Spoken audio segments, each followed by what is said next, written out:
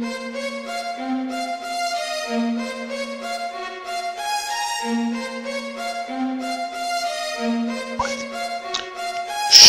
Israel. Next Thursday, April 2nd, only one place to be, and that's Harlem, New York, at the Alhambra Ballroom. It's the Passover. It's going down. The I.S.U.P.K and the Commander General Yohanna, we do it big. We go hard in the paint. It's the 46th annual Passover. Bring your donations at the door. We're going to eat the lamb, we're going to eat the unleavened bread, we're going to drink the wine, we're going to wear our warlike apparel and adorn our glorious garments for the Most High Christ. We're going to remember how the Most High brought our ancestors out of the land of Egypt as we prepare to come out of the land of America. It's going down. Only one place to be next Thursday, April 2nd, and that's Harlem, New York, at the Alhambra Ballroom. It's the Passover, baby. Sundown, April 2nd, Alhambra Ballroom, Harlem, New York. It's the 46th annual Passover with the I.S.U.P.K and the Commander General Yohanna. Get with it or get lost.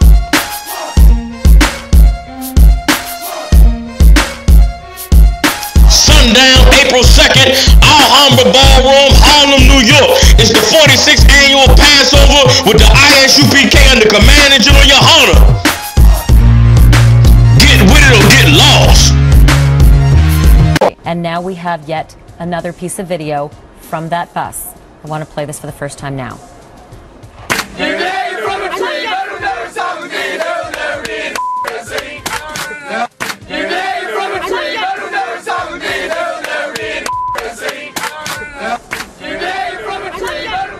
Well, if he wasn't identifiable before, the leader of that chant is certainly identifiable now. But Hey, Shalom, Israel. This is Priest and Officer I.S.U.P.K, the Israelite School of Universal Practical Knowledge out of Oklahoma City. And every Monday night, I'm asking you to join Commander General Yohanna every Monday night, 9 o'clock Eastern Standard Time on The Grill, the last of the Angry Black Man radio show. You can call in with your questions and with your comments every Monday night, 9 o'clock Eastern Standard Time. And every Tuesday through Saturday, check out our free online classes. Yeah, free online classes, going over different topics every day of the week, starting at 7 o'clock p.m. And on the Sabbath class, it starts at 12 to 2. Okay? And you don't want to miss April 2nd, the Passover, the official Passover of the Most High Christ, commemorating when we was leaving out of bondage out of Egypt.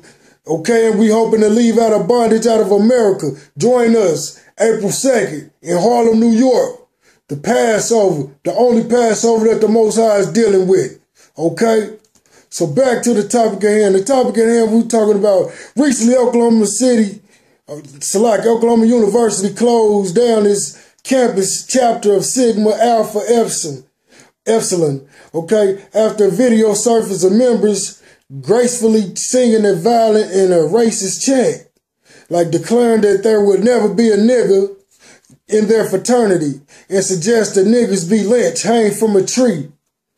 And now we have yet another piece of video from that bus. I want to play this for the first time now.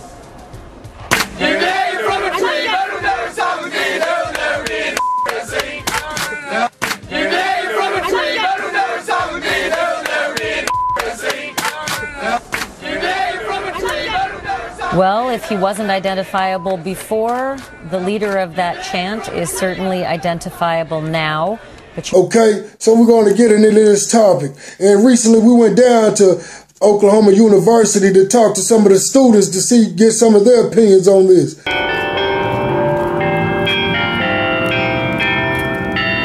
Norman, Oklahoma. OU. How do you feel about the fraternity being called chanting a racist song? Man, that's just so surprising. Like, in 2015, I thought like people, especially in our generation, wouldn't be about that life. But man, I was so shocked to hear that. Like, I didn't believe this thing was going on. That's been going on for so long here. Right, so really shocked. How's the racial tension on the campus since the incident? I feel like our campus has really come together and unified that this was extremely wrong, and so racial tensions haven't been as high as you might expect. Okay, now how do you feel about the fraternity being called chanting that racist song? That's crazy. Like, everybody's like bringing the past back, you know what I mean? Like, everybody's trying to forget about everything that's been going on. But not them doing that, it's like we going back. Everything we build, it's like useless right now. You know what I mean? Okay, now, do you think, like, blacks should separate from whites and start their own, like, colleges or fraternities and stuff like that? I mean, all of our forefathers fought not to be separated from the world, you know. We need to be the same. Like, we're trying to be at the same level. So, us separating away is like going back. How do you feel about the fraternity being called chanting that racist song? Like, looking down, those niggas that ever joined that fraternity, how do you feel about it? It didn't surprise me. The thing that surprised me was that either someone was brave enough to expose them by recording it and posting it, or they were dumb enough to post it and brag about it. But it didn't surprise me. How do you guys feel about the fraternity being called chanting that racist slur? It's very disappointing, but at the same time, it's not very surprising. Okay, and how do you feel about it? Honestly, I really wasn't surprised. This whole campus, it happens all the time on campus, so I'm not. All the time? Well, in hidden ways. I think racism is it's not as blatant as it once was, like perhaps in the 60s and the eras before then. But it still exists. It's very subtle and a lot more institutional. Okay, now do you guys feel that Martin Luther King's dream has been achieved? Definitely not. Okay, we're going to bring out some scriptures real quick. Okay, first, I'm going to ask you to turn to your King James Bible. We're going to go to Deuteronomy chapter 7 and 6. Deuteronomy chapter 7 and 6 says, "For thou art an holy people unto the Lord thy God. The Lord thy God hath chosen thee to be a special people unto himself, above all people that are on the face of the earth." Okay, you so-called Negro, so-called Hispanic man, so-called Native Indian man. You, the Most High, have chosen to be a special people above all the people on the face of the earth. So why do we choose to join ourselves unto the so-called white man schools, the so-called white man fraternities, the so-called white man women, or men if you're a woman? Okay, the Most High chose us to be separate. We're not supposed to join and intermingle with these people and every time we do, look what happened. Martin Luther King was trying to be friends with the white man. They sucked dogs on our people, shot them with water hoses, fire hoses, okay, and burnt them up, lynched them, hung them from a tree. Okay, in 2015, black people trying to join into the so-called fraternity, and you see that these Edomites don't love you. They say they don't want you. There'll never be a nigger in that fraternity. They should hang niggas from trees. That's what they said. When the Most High is telling us we're a special people, we ought to be separated from these devils and dogs, Edomites. Okay? So we're going to get some more on this. Let's go to 2 Corinthians. We're going to go to chapter 6. Yeah, that's 2 Corinthians chapter 6, verse 17 says, "Wherefore come out from among them, and be ye separate." Okay, come out from among them and be ye separate. We're supposed to be separating ourselves from these devils, not intermingling with them, not trying to join their fraternities or schools. How do you feel about Martin Luther King's dream? Is it current to pass, or? Man, after so long, we have a black president, but that's just at the top. Over here, where we got the whole population and where everyone's actually relating with everyone, it doesn't seem like it's going as fast as we want. So far as Martin Luther King's dream, do you feel like we achieved that?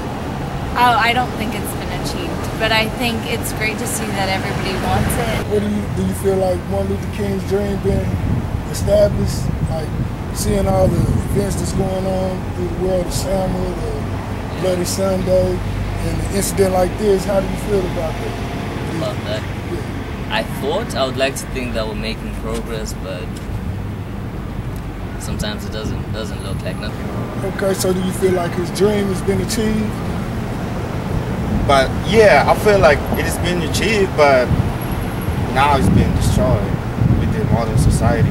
Because I feel like the white people, they have it in them that they just don't want us to be on the same level. You know what I mean? Even though we try to accept them, you know, we try to accept them us like at the same level, but they don't want to. Okay, now do you guys feel that Martin Luther King's dream has been achieved? Definitely not. It's been achieved to some extent, but not fully. Yeah. Okay, so let's go to Proverbs chapter 11, and we're going to start at verse 21. That's Proverbs 11 and verse 21.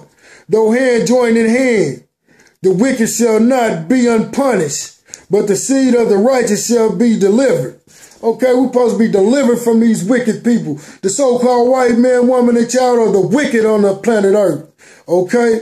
And the Most High said if you want to join hand in hand with them, like Martin Luther King, they're still going to go punished. The wicked shall not go unpunished. You so-called white man, you the wicked of the earth. You destroy the food, you destroy the water, you destroy the planet, and you stole the children of Israel. You stole the land from the Native Americans, the so-called Native Americans, the Gadites. You stole the Negroes, the children of Judah. You stole them and enslaved them. And they didn't receive any compensation. Okay, but the Most High is going to give us our compensation. Okay, so you can keep your little reparations. People trying to get reparations from the so-called white man. He's not going to give you anything. And you so-called Negroes trying to pick up arms to shoot it out with the so-called white man military. Like one of the generals said, where you going to get your other bullets from when you run out? Okay, so it's not a carnal thing with us. The Most High is going to fight our battles. Vengeance is mine, said the Lord. Okay?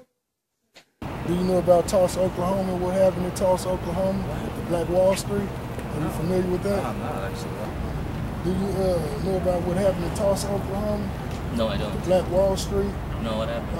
Like black people, we had our own colleges and we had our own restaurants, hospitals, and then the so-called white men just came and burned it all down. And they did several cities like that, and we had our own. So my question to you is like, do you think separation is better for the races or? No. You guys familiar with Tulsa, Oklahoma and Black Wall Street? Yes. I'm actually not from here, so I don't know a lot about it, but I've heard a few things about Black Wall Street in Tulsa. Yeah, it was like a place where black people, our people had our own everything. Exactly. Schools, restaurants. Yeah. And turned around, the Caucasians got mad and just burnt everything down and chased them out. And it happened with more than just that city. Yeah, I heard about that. Yeah, so I was just asking, like, how do you feel about separation between the races, starting our own, like, schools and stuff again? You think could be achieved? I think it's possible. Anything is ultimately possible. I think we as a community have to start putting in the efforts to do such things. Yeah. Tulsa, Oklahoma, doing Black Wall Streets, we had our own schools. We had our own businesses, restaurants, hospitals. What did the devil do? The devil dropped bombs on us and destroyed that. But we was thriving. During the 1920s, America was just suffering from a Great Depression. Except for one town in America, Black Wall Street, we was thriving, coming up. And the so-called white man hated that. They hated that we was separate amongst them, but we was coming up above them. During they desperate time, they was under. Okay? They was desperate times, but we was thriving. Our people was thriving. We built our own communities. We built our own hospitals and businesses. Okay? Because we was separate from them. It was a depression from them because we were separate from them. Okay, and they couldn't stand that. Okay, so let's get this again. 2 Corinthians chapter 6, verse 17. Wherefore come out from among them, and be ye separate, said the Lord, and touch not the unclean thing, and I will receive you. Okay? So this topic, we supposed to be separate from them. Not trying to join their militaries. Not trying to join them in anything. Not in their marriages. Not in their fraternities. Let them have their fraternities. Let them sing their racist chants. Okay? Because we supposed to be separate from among them anyway and not wanting to join their fraternities. their so-called society. Okay, the Most High said we was a special people among all people on the face of the earth. Let's get some more on this. Okay, so we're going to go to Proverbs chapter 11. Get some on this. Our people wanting to be in every wicked thing that they got under the sun when the Most High told us to be separate. Okay, he didn't say join. Moses didn't try to join us back to the Egyptians once we left. And now we have yet another piece of video from that bus. I want to play this for the first time now.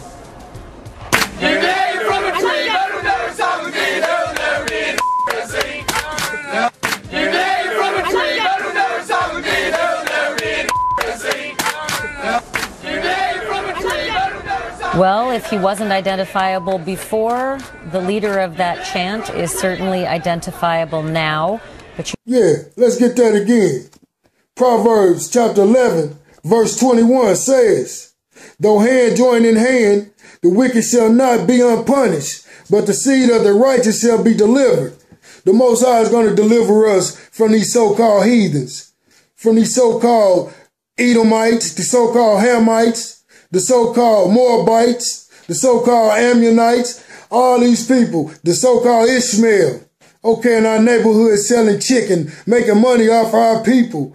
And we come to the so-called white man for everything. It want to clothes, food, and everything, shelter. Okay, but we are special people to the Most High, so-called Negro, so-called Hispanic man, so-called Native Indian. You're special people to the Most High above all people on the face of the earth. So when you come back to the Most High in Christ, you're not going to need the so-called Edomites for anything. Okay? We're supposed to be separated from these devils. We're not trying to join their fraternities. I mean, especially Oklahoma, it's like, we know it's the most racist state, right? So, say that again, you hear that? No, we know Oklahoma is the most racist state in here, especially in the South. Okay, like what is it like in your classrooms? Is it tension or? Not really. I mean, so far, like I said, like I was oblivious. Like I thought this was so surprising. Like everyone's usually nice, everyone's friendly, but I guess behind closed doors, they're racist. Thank you for that interview. Yeah, absolutely, man. Appreciate it. What's up? All right, and with that, I'm gonna say shalom, Israel. You hear me? It's the Passover, 2015, New York City, Harlem. They was there to cook out, they saw the loyalty, they seen the brotherhood. Now all blacks, all Hispanics, all Native Indians, come get down and serve the Lord at the 46th annual Passover with the U.P.K. And we remember where the Lord destroyed our enemies. April 2nd, Harlem, we gonna get it in, you understand, for the Most High and Christ. Once again, 2015, April 2nd, Passover, New York City. Get with it and get lost.